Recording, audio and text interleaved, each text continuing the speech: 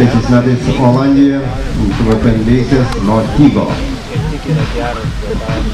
Aš sakydamas, kad būtent Matas Petraitis patenka į persirengimą, aš tikiuosi, kad iš tų 27 duetų tikrai atsiras dar keletas raitelių, kurie vyks distanciją be baudos taškų. Kitu atveju, jeigu taip neatsitiktų, Matas Petraitis tikrai užsigarantuotų nugalėtojo vardą šioje rungtynėje.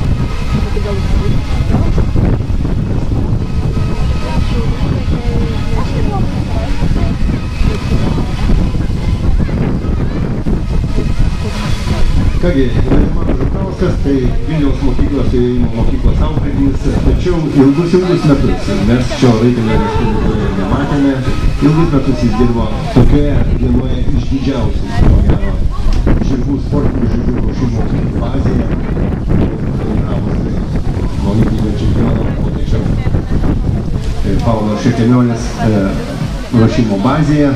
Na ir reikėtų pasakyti, kad būtent Paulas Šikemiolė savo arsenalę augina 3,5 tūkstančio žirgų. Ir Valdemaras, vienas iš tų, kuris būtent jaunosius žirgus ruošia šiam garsiam Vokietijos raiteliui. Reiktų priminti, kad Paulas Šikemiolė yra olimpinis čempionas.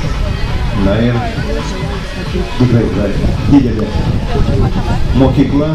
Ir kaip matome, Valdemaras tikrai joja labai techniškai, tikrai vokiškam stiliuje ir nuo to mums tikrai akiai maloniau stebėti, kaip jojama be klaidų. Aš ir minėjau, kad būtent mes sulauksime